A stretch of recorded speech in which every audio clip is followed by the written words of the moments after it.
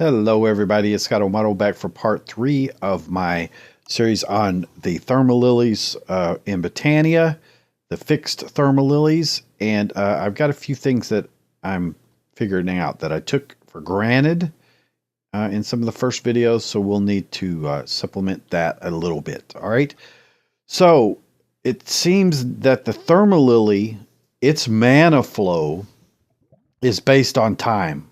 Like it will flow for 45 seconds or whatever. Let's look in the Lexica Botania. It tells us about that. I'll just get this one here, I guess. Okay, I put these up now. Let's see here. All right, so it tells us. Let me use.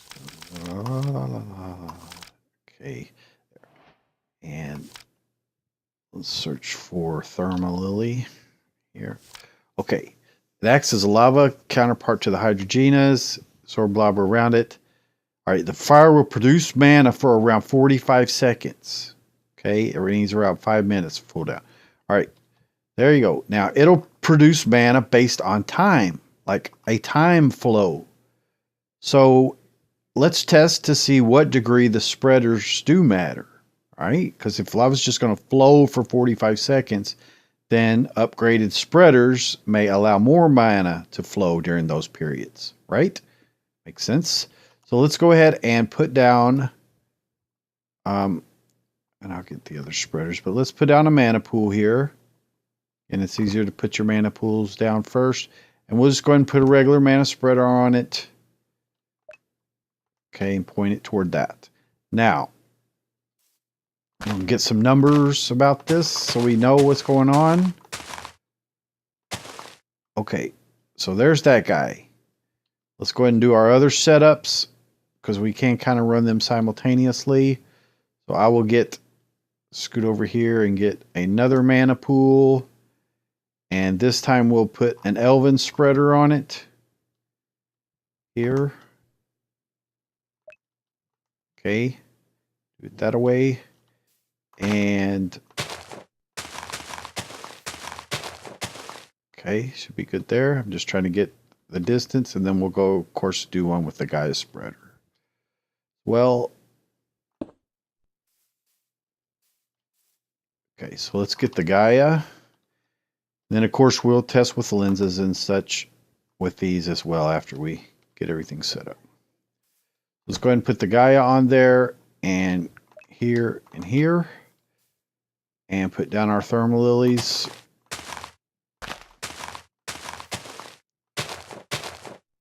Okay, seems good.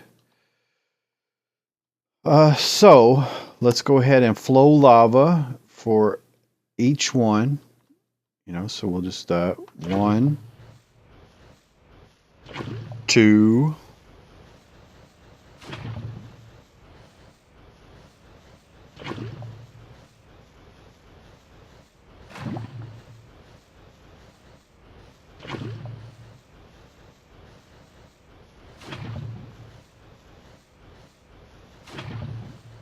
'kay, now, if this guy is maxed out and things are flowing in time, see if that buffer's completely full, then it may be that just up to the limit of what these buffers can hold is what mana is being generated.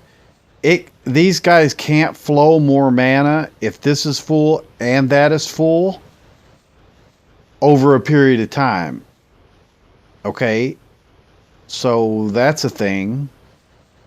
We're still getting cumulatively more mana, probably. I mean, I could test it. Yeah, let's just make 1 as well. Let's do something that's 1. Like this one and a regular mana spreader. And here and here. Put down 1. And lava. Okay, we'll let that finish the flow. So let's see what we got here. Again, because of the mod mana visualization, I think it's called, at mana. Yeah, mana visualizer, then I have that data up there. Okay, so we got 42,880. 42,880. Okay, so the actual time between filling these could have some effect. Let's see what we get on one. See, we're at 14. Yeah, so we're not going to get anywhere near what we got on that, but we're not getting anywhere near to filling the buffer. So we got 17,920. So by the way, that's what one bucket of lava in a Thermalilly is worth in this spreader. And this spreader wasn't even being close to being maxed out. And that guy, it was being maxed out. So let's go ahead actually and break the pool. Okay, so we know how much we got there. And let's put a, let's get a composite, well, let's get a velocity potency lens and put on it, which would move the mana out quicker from the spreader, even though it's a lower end spreader. Okay, and a crafting table and a slime ball. So let me get a crafting table and a slime ball here. Crafting table and a slime ball. Let's go ahead and grab that and put it in. So we'll get these two here and here and here. Okay, so that'll make our composite velocity potency. And we'll throw that guy onto here. Okay. Now let's see what we get with 8 buckets of lava here. They're in cooldown, so I'm just going to place more. Easiest thing. Dirt somewhere as well. Let's put down dirt, and we'll just place more. Okay. There we go. All right, so let's just get some more placed. And here we go. You got to leave, maybe the space between this lava placement matters a little, but we do have to do it all within the 45 seconds that this flows. We know that much. If we're going to use 8, then we have to do it that way. So really, like I said, every 5 seconds, pretty much. Okay, now let's look at our deal here and see how much mana we're moving through. See, this guy's still packed full. So we're still at the limit of what that spreader can handle. But these may have take as much bandwidth as they can stand. And that might be the beauty of the Thermalilly, is that it's time-based. So an unlimited amount of mana limited only by the spreaders. All right, now the spreader's okay, so it let off enough. Okay, there's the mana flow. So see, we got significantly more mana, almost twice as much in that flow. Yeah, we got almost twice as much mana that time in our flow. So it certainly does matter. Definitely matters if you have velocity potency lenses on there. So the bandwidth of your spreader definitely matters. All right, so let's go ahead and go with this now.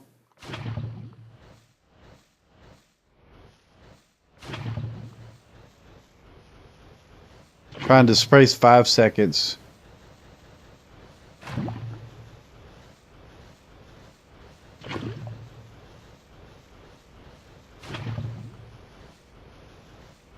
But I want to make sure to get the N1. Okay. So I got all 8 in, and I, tried to space them out pretty well, which technically should flow more mana. Let's look at our bandwidth here. See, this guy's packed. So it's probably going to push the bandwidth of whatever spreader that it can. And they may they may grow their abilities. Because, see, the buffers are full there. So when that buffer's full, well, the buffers may always remain full. You know, it may just go full. Okay, so now we're getting down. Okay, so we got 7,500. Okay, so that was between these, between one without and one with the spreader. It was between it. All right, let's go ahead and put the lens on this guy. Okay, and break the flowers so we don't have the cooldown. Keep in mind, breaking the flowers by themselves in survival is not going to work, because you pick them up and they have the tag on them that they're in cooldown. So doesn't seem to be a way yet to circumvent that I can tell. All right, so here we go with, we need to get rid of this pool, put in an empty pool so that we could see the amount that's in it. Okay, here we go for another test.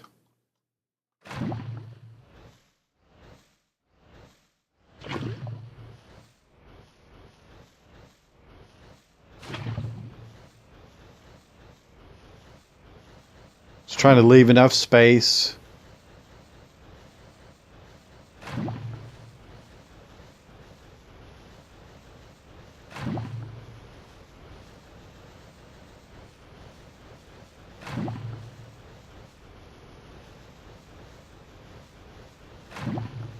Okay. So once again, I would predict that's completely full. Now these guys seem to be emptying their buffers fairly well. Now, you know, we're getting to a level like this one's not quite emptying it as much until those go into cooldown. So there's probably some wasted bandwidth on one of them at least. And that's basically what it is. It's wasted bandwidth, because when this buffer gets full and this buffer's full, then no more mana can go into that flower. Okay. So what did we get here? We got 131. So again, almost twice as much of a flow with the velocity potency. So 131 versus 97. Not, you know, it's not twice as much in that case, but it's significantly more. Okay, pretty decent amount. But the velocity potency lenses make a huge difference. They almost double the bandwidth.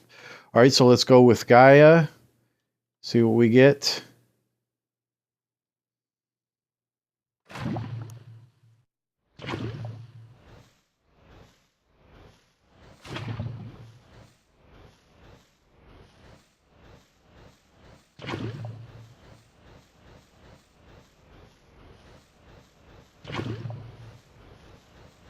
It's 5 seconds about.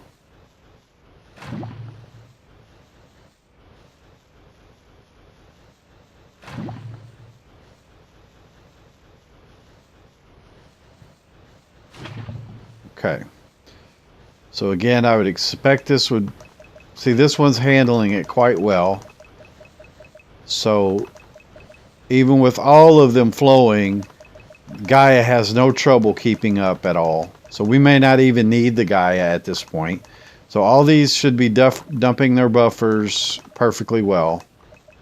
Yeah, so velocity potency is not even going to help us not on this one, because we're already in within our bandwidth scope here. Velocity potency is only really going to help you when it's I mean, a potency may, but I really kind of doubt it. I don't expect this to be extremely different from what we had. So yeah, 14,400, or yeah, 144,000 basically. All right, we'll go ahead and try with the velocity potency, see if it makes much difference. Because of we had extra bandwidth, I don't suppose that it's going to make that much of a difference.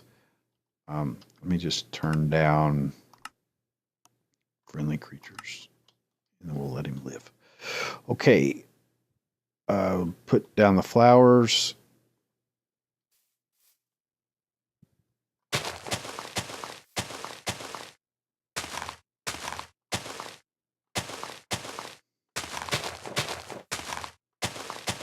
Okay. So again, I don't expect quite a difference here.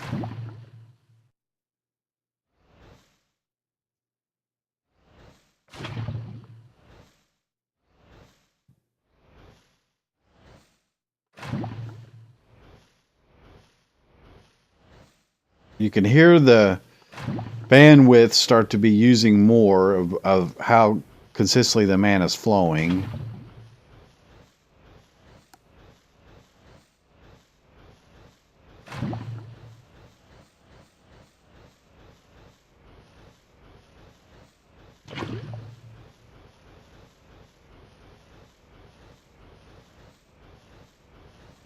And last one.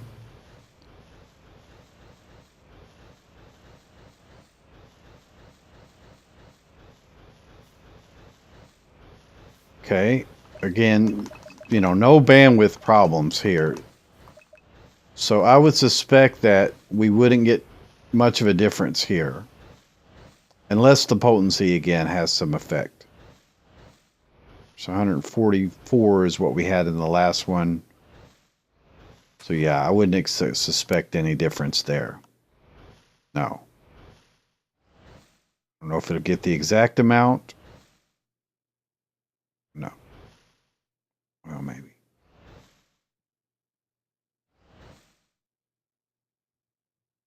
Okay, yeah, so it did get the exact amount. So that appears to be the maximum amount, 144,000, that these 8 could provide. Of course, my timing was not, you know, exactly the same. I don't think it matters. It's certainly not in this one. Now, in this guy, it would matter, okay? It's going to matter. So that's 97. The timing is going to matter a bit because it's going to help take a little bit of load off of these. The more these are staggered in their flowing, it may help this buffer empty a little bit better. Okay? But this guy seemed okay. Now this guy, we got 131 with the velocity potency, so it was still just below the threshold. Okay? In other words, this was being maxed out still. Even with velocity potency, this was being maxed out a bit. Now with Gaia, it made no difference at all. Gaia could handle it even without the velocity potency. Okay, that's the big difference in the Gaia, is that it didn't even need the velocity potency. It could certainly handle all of these 8 at one time. This one you would lose a bit of mana from it. So what would we lose? Like 13,000, somewhere around there, mana. You know, that's how much you lose per operation. So technically, we could get a whole lot more mana out of this machine. All right, if a mana pool, if that's 144,000, so that times 4, 288. 250 plus 38.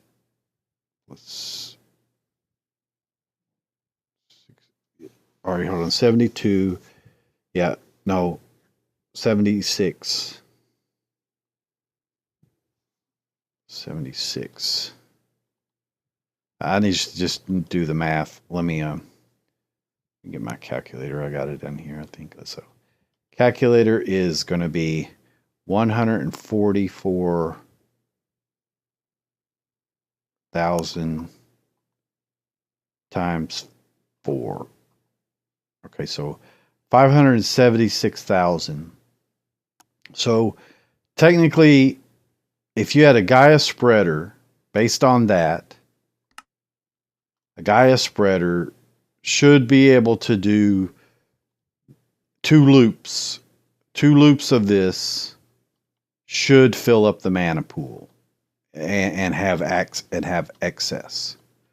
Okay, so if it's 576, mana pool holds 1,000,000. You get the point.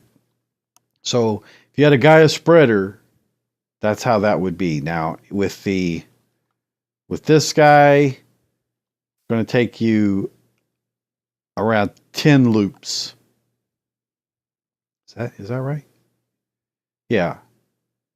No, because there's 4. So it's going to take you more than 2 loops, 2.5 loops, somewhere like that. This guy is going to take you, a loop and a half or something like that. Yeah. Because there's not a huge difference between these. So you could probably do it in a loop, one single loop.